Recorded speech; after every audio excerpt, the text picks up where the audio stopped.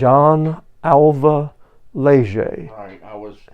I was named by my grandfather, my middle name. Your middle name, his name was Alva? Very nice. That's a great name. I just, when I saw it, I went, I've never heard of that name before. My grandfather, his people was from the Church Point. Really? Okay. I know Church Point. Yes, definitely. My mom's family's from there too. So, John, what's your earliest memory of hearing or being around music? I guess whenever I was growing up, I would watch Pos Pos 2 early in the morning. And then on Saturdays, they would have the old Channel 15 shows, Le Ponton Relay shows at Randall's, and I would watch that every Saturday. And then my dad was an accordion player, so I was wondering. Okay. I would watch him play his accordion, and then one time, I guess they had went somewhere and they left me with my grandfather, and the accordion wasn't in a box, but it was laying out of the box and everything. I found it, and by the time they got back and saw what happened, everything was... No. How old were you? 3. Oh my goodness. So you were trying to play it? I don't know. I was curious about it. Got it. Okay. All right. I took the palettes completely. No. Oh my. The bellow was in two, and yes. But Dad was able to get it. He was able to repair it. Restore it. Okay, restore. Okay. And I don't know if you're familiar with ALVA LEGER. I've heard the name, yes. At the oldest son of ALVA LEGER. Got you. Okay. All right. He built professional accordions in Lake Charles. Wow. So him and Daddy made a deal, because Daddy did air conditioning work for a living. Nice. Yes. And his outside unit broke. Got you. So Irma said, well, you put me in an air conditioning unit, I'll restore the accordion for you. And he restored it, and then when I was 6, he handed it to me. Now, don't break it this time. And then one day, he's coming back from work and hears something. He said to Mama, he said, Joyce, he said, is that the radio? She said, no, that's your son in there. Nice. Really? He thought it was a radio, and you were 6 years old? I was 6 years old. And my first song was I Made a Big Mistake by ALVA LEGER. Oh my goodness. So he went in his closet, got his guitar. It had no strings on it. He put new strings on it, and he's playing with you. Y'all having a jam session. Yeah. That is beautiful. That's at 6 years old. You had something already. That's amazing. And then we moved back to over here, back to Lacasine. Yeah. And my dad already knew Mr. Vanicor, Ellis. Yes. And we went to his store. He had a little grocery store. Really? Okay. Where was in Lacasine? Right okay. over his house. Got you. Okay. And I told him, I said, Mr. Vanicor, I said, I play accordion now. He said, he didn't believe me. He said, I don't believe you. He said, I don't believe you. I said, really? He said, I'll tell you what. He said, my band's playing at the Lacasine Community Center tonight. You come over, and I'll put you up there. And when I went over there, he got me up on the stage, and he introduced me, told me I was going to play the accordion. And the people that was lined up from the bandstand all the way to the door he said, John, he said, they ain't gonna be able to see you. You're gonna have to stand on a table. I said, Mr. Vanicor, I said, I would love to if this accordion was mine, but if I fall, yes, exactly. Yeah. So they So- didn't see you. they did see me. Sorry. Okay. All right. I started playing the Bayou Pump On, and when I started, all I could see was people throwing bills on the stage. I wound up maybe $1,200 that night. Oh my gosh. And Daddy told me, he said, time for you a new accordion. Yes. Get your own accordion. That's how you got started. That's how I got Basically, started. you tore apart an accordion. They restored it, put it back together, gave you another one, and then Mr. Ellis Vanicor gave you your first shot. Yeah. Till this day, if you know, well, he's retired now. Yeah. But when he would play and I go sit in with him, he had to tell the people that story. Of course, yes.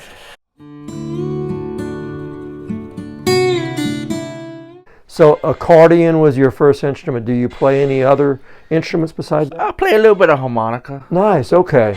But the accordion is definitely The main your instrument. Okay. the main instrument. Would you say your dad and Mr. Ellis, were they your mentors? Did you have any others? Or who would you say was your biggest mentor? Well, my biggest mentor, because I grew up listening to this musician, actually two of them, and the first two records I ever heard vinyl was ALVA LEGER and Amadé Ardoin. Amadé who? Ardoin? Ardoin. Ardoin, okay. He was the first black accordion player playing Cajun music. Nice. What would you say would be your most memorable, a memorable public performance that you had somewhere for whatever reason? Was there one that really sticks out? Growing up, we moved back to Mississippi. I would probably say maybe in 1985 or 86. Okay. And they didn't really have they didn't really have Cajun bands over there, okay? Yeah. But they had the festivals like the Crawfish Festival, and they would hire Little bands. festivals, yeah. They had Bruce Dagapont, Okay. and I would go sit in with them, Nice. with his band. I sat in with the Jambalaya Cajun Band, Really? Gene Savoy, Nice. and the Bayou Ramblers. Absolutely. And Gene passed away in 2004 or 5, I can't remember Okay. what year. Okay. But every year he come to the Crawfish Festival, I would sit in with his Nice. band. I So even those did a whole set because decided Saturday before they was playing, and they had this drunk guy come and try to grab him off the stage and wow. bruised his arm real Really? good. So he asked me the next day. He said, "Would you play the whole set for me?" I said, "Yeah, Why not? not a problem, not a problem." What part of Mississippi was that? Biloxi. Absolutely, yes. Okay, great town, great city. I was actually born in Biloxi, Mississippi. Really? Okay. Yeah. Did y'all you played with your dad, did y'all have a name? We called us the Crazy Cajun Band. Okay. Had me, Ken Webb, Okay. Daddy. We had several. Is that you on there with your dad? Yeah, that's me. That was taken at a little club in Goshen, Mississippi. Really? You play other styles too. What are some of the other styles that you do? Well, you see, growing up, I only played Cajun music. Okay. So, when I met up with Kenny Webb at Walmart, because when I was in school, somebody, because I would bring my accordion to school and play it in the courtyard in high school, and somebody saw that and they contacted the news station. Oh, wow. And they did a segment on me Nice. at the school. Nice. And Ken Webb saw that, so he saw me at Walmart. He said, asked me, if I wanted to, me and Daddy to go sit in with Yes. do a while their break. I Yes. said, yeah, sure, So we went over there where they was playing, and when they took a break, me and Daddy would play. Absolutely. Yes. The guitar player by the name of George Broussard asked me, he said, John, he said, you ever play anything other than Cajun music on that accordion? I said, no, I never tried. He said, when we go back, Try something. try some. Yes. So I did, and ever since. Wow. So it was country music. Country music. Cajun and country, Southern rock. Southern rock. Wonderful. We play it all. Nice. And I could play it on. That's amazing. Yeah. Now that's a gift. Yeah. That's wonderful. Oh my gosh.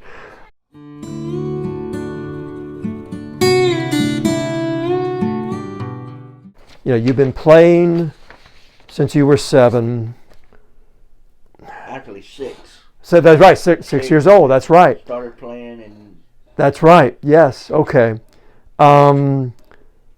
Has there been any time between then and now the most significant moment of playing? It can be the most memorable or the most life-changing. Was there a moment when you were playing? When I got inducted into the Cajun Music Hall of Fame last year. Tell us about that. What was that like? Well, I didn't even know nothing about it, how to go about and everything. And we was doing a jam session in Lake Arthur.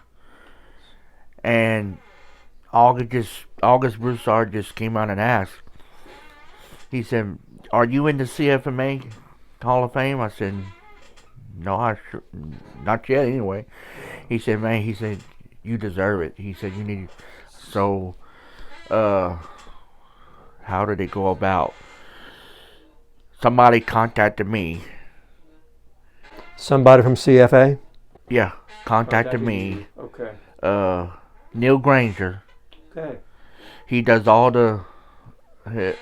real good job on biologies of Cajun musicians and stuff like that. He's got a blog. Wow, okay. And he has a page make called. Sure everybody knows about that. He has a page called De Villiers and Friends. Wow. And it does awesome biographies of all the Cajun. The genealogy and stuff like that, and all the Cajun musicians and. Okay, we need to know about this because He's the one that sent me the application, and I filled it out. I sent it back, and they looked at it. Oh yeah. Yeah. And it was supposed to. I was supposed to be getting inducted in 2022 because this happened in 2021. But it happened to where I got inducted in 2020. Absolutely, but it happened. Yeah. You're in. Yeah. That's a wonderful. Congratulations again. And then, this year,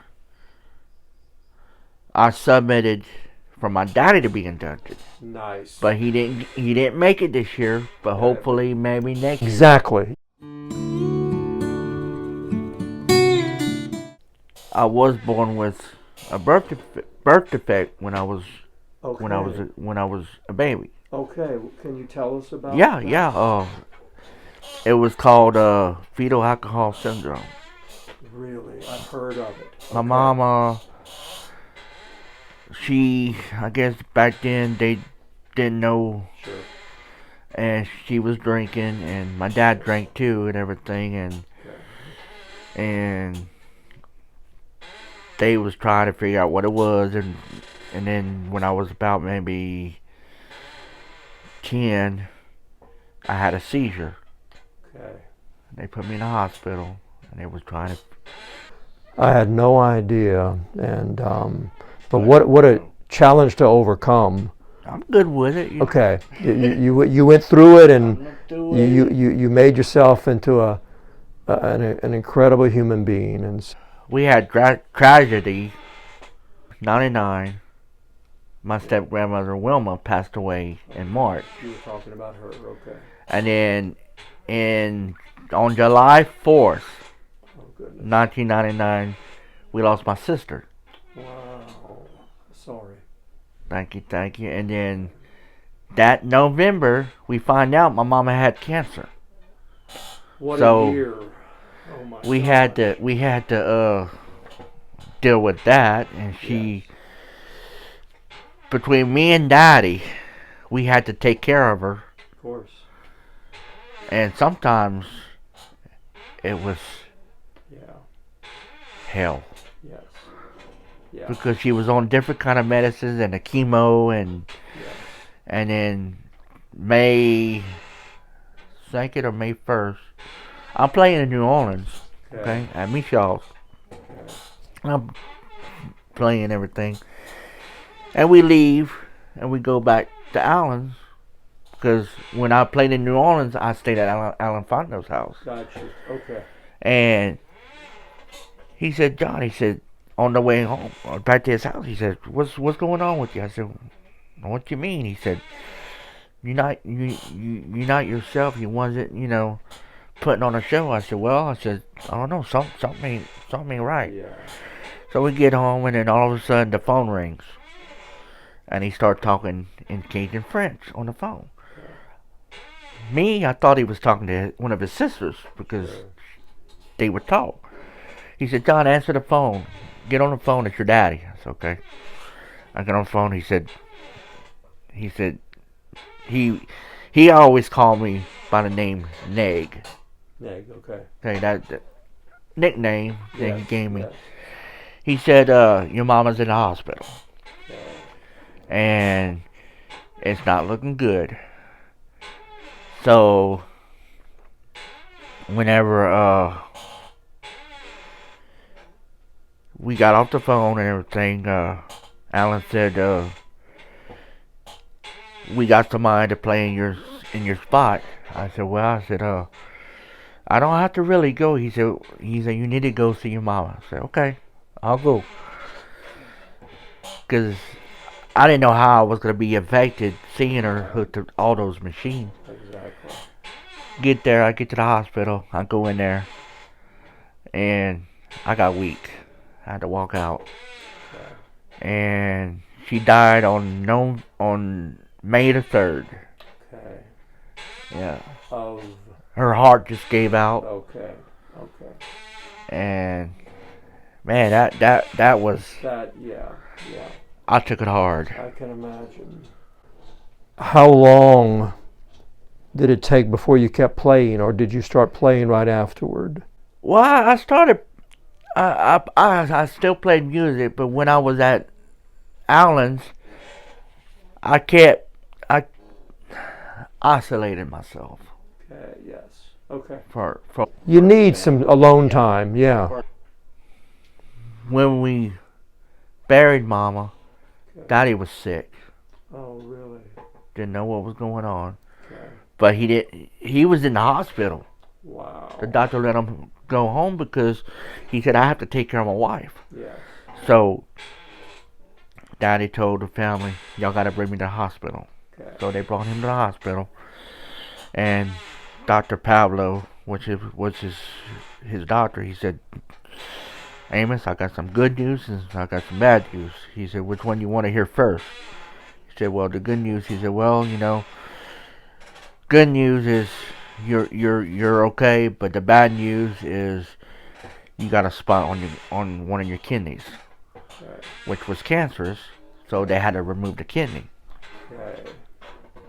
So that was no deal. He lived until they found a spot on his esophagus, Okay. which was cancer. But the doctor said it wasn't cancerous afterwards. Okay. So they did the surgery for nothing because it wasn't cancerous. Goodness. So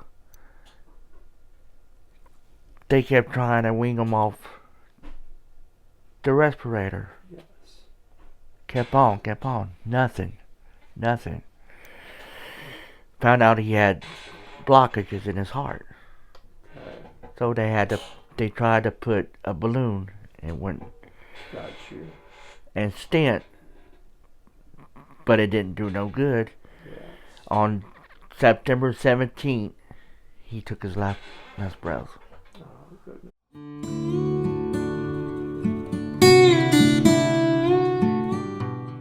My parents would take me to a little restaurant called Michel's.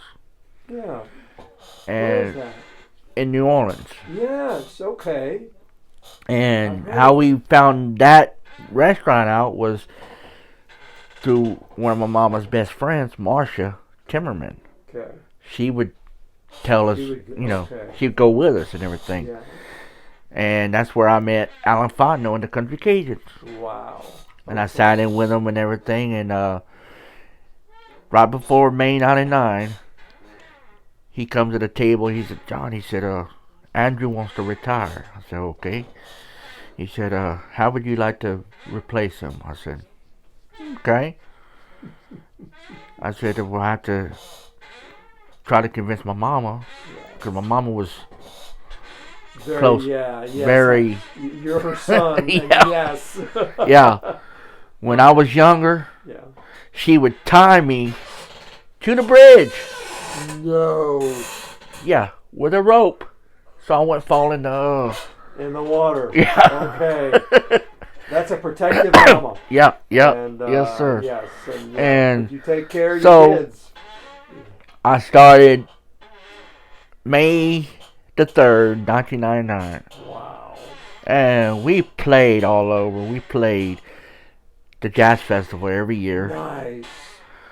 And there's even a show somewhere yes. that they did, and they got a segment of me playing with the band wow. on that show. We played Michel's every week. Wow. We played the Cajun Cabin on Bourbon Street. Yes. We played the Mudbug Madness Festival in Shreveport. Wow. We even played in Mexico. Really? Yeah. Cajun music in Mexico. Yeah. Let me That's tell you how that happened. That's beautiful. I'm at home, okay? Yeah. And Alan calls me on the phone. He says, Alan Fontenot. Okay. He said, we got a gig. I said, okay. Where? Mexico. I said, cool. Be nice to drive up there. He said, we're not driving. I said, how are we going to get there? We're going to fly. I said, oh, shit. Oh, goodness. I said, I don't know. Yes. I never flew before. Exactly, yes. I told him, I said, I don't think so. He said, I'll get somebody else.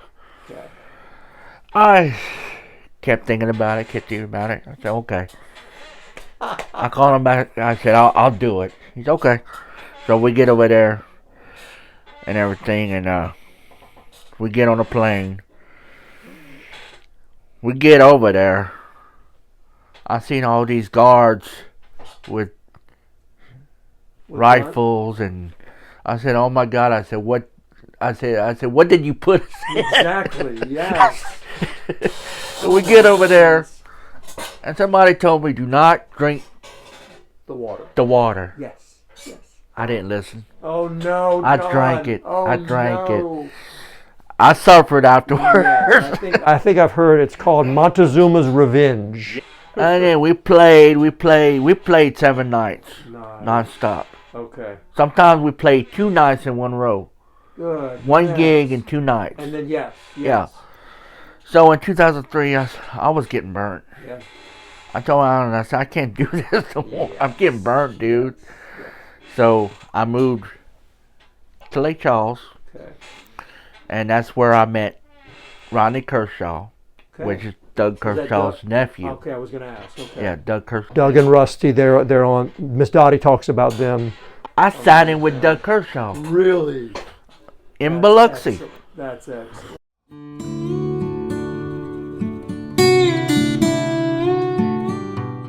I collect records. Really? Vinyl? Vinyl. Nice. And cassettes. Nice. I got a system to convert records to digital. Nice. To digital, yeah. That's a gift. I mean, that's a good skill to have. And then I can also, somebody has like VHS tapes that they want transferred. Yes. I can transfer them Do you do that for people? Yeah, yeah, Okay, well, we'll let them know. yeah. And if I have anything, would you be able to? Yeah, yeah. Okay. Yeah, Okay. my rate, $35, and Really? if I have to provide the DVDs, it's like $1 a DVD or whatever, you know. That's extremely reasonable, John. Thank you very much. We'll pass it on. We'll make sure it's in the There you the go. video and everything. And A friend of mine, a while back, contacted me and he said, "I got some VHS tapes you might be interested in having." And it was all the old shows of the Le Bon Temps Relais show yes. in the early 70s Oh and 80s. I took them, converted them, put them on YouTube. Nice. Even one was of Joel. Really? Oh, that's good. That's excellent. Well, yeah, that's quite a skill. That's wonderful. So we'll see what happens next. But thank you, John. Nice meeting you. And